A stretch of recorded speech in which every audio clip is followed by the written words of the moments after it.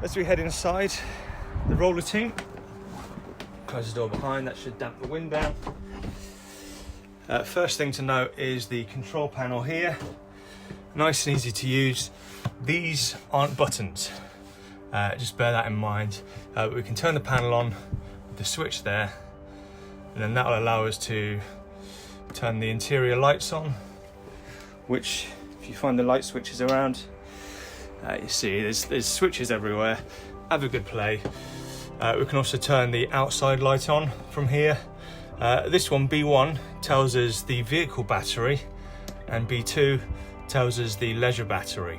If you are camping wild, to recharge the leisure battery, just have the ignition go and the engine running on the motorhome, and that will do its job.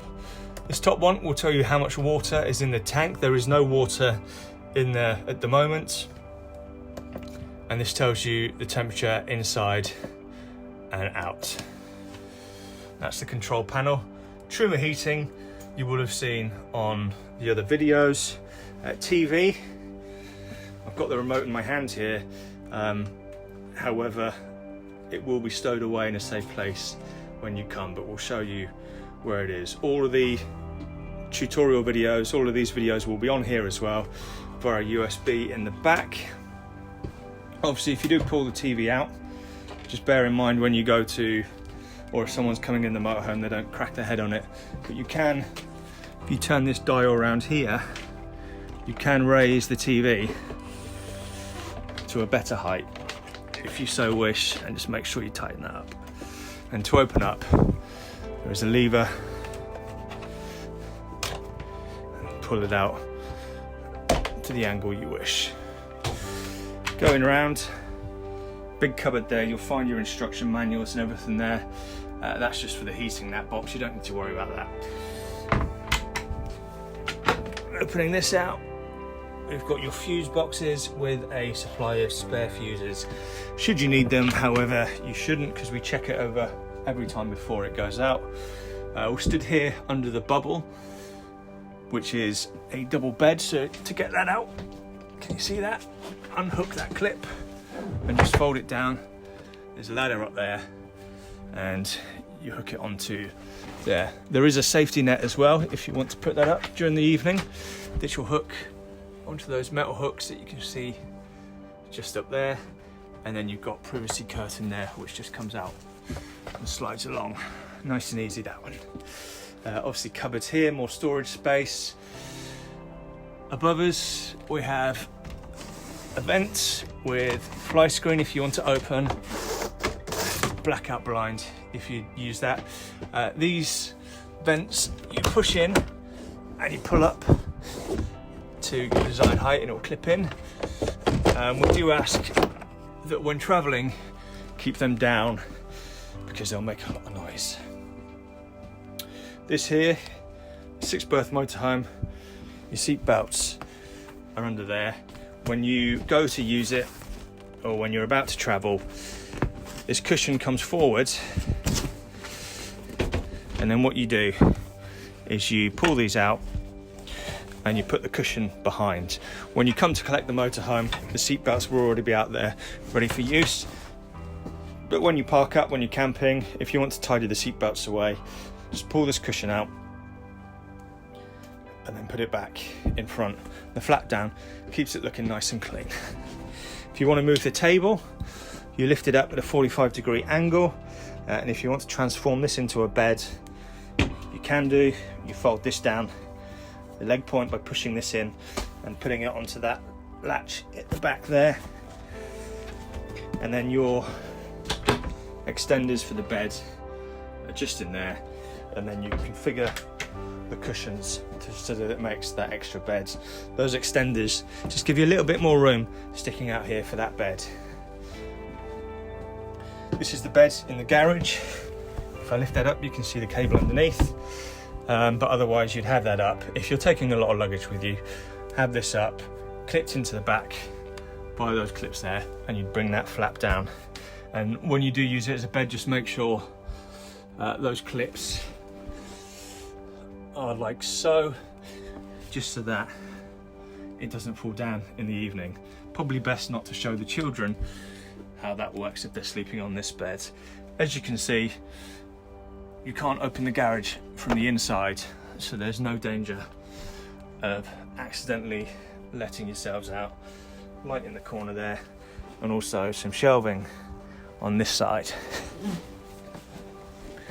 Fridge, separate video for this. However, all work in the same way.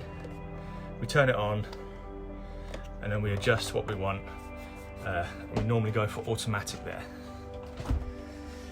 Fridge drawer for your bottles, your drinks, that kind of thing.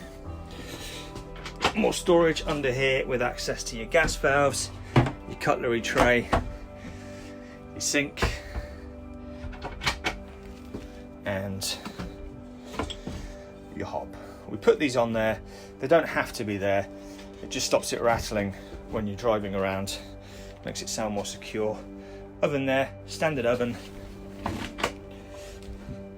And that's your trip switches. If you have any problems with electricity, just check that these haven't been tripped. If they have, flick them back up and see, and your power should come on if there's any surges or anything from your mains. Toilet. Looks like all the other toilets. When you want to use it, open the gate, close it when you open the gate, and then you'd flush. Hold that down for a couple of seconds, and then close. That indicator there will turn red when your cassette is getting full. So you need to empty it as soon as you see that. See here, shower. When you're draining your water, keep it up.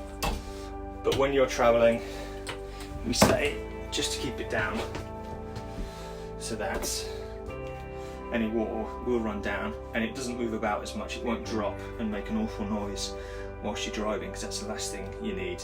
2 plug holes there. Why 2 plug holes? Because if you're parked on an incline, your water is going to drain either way. And because you've got the Truma heating system, it's not mentioned on the Truma video, you've got these vents here. So if you're down the back and you're really cold, because it's blown air, you can close these vents over and it will push the air and concentrate it more towards the back end through that there. Using the heater this time of year, it's not really a thing, but it's there for you to use. In these cupboards here, you'll find the shelves. These are for your plates and your glasses to sit on. What we've done is we've put them all into a box. That'll be in the garage, and then we leave it for you to put the glasses and everything where you want them, so that you know where everything is and you know what you get with your hire vehicle as well. There's nothing like going to the last day and finding out that you had a bottle opener or something when you couldn't find it when you needed one. Window catches, push the button and turn. It's like a safety feature. Push the button, turn, push and turn, and then you can open the window and you can set it to where you want it by tightening or loosening these. To close, push the button, turn back over, and again,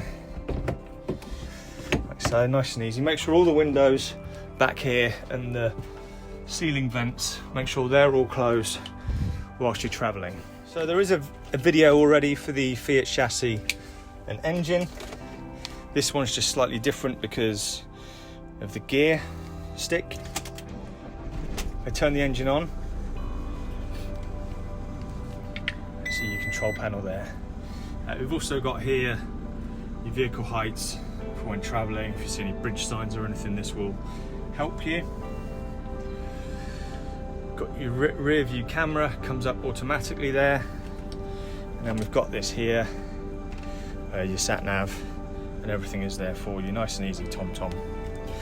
So with the gears, to go into drive,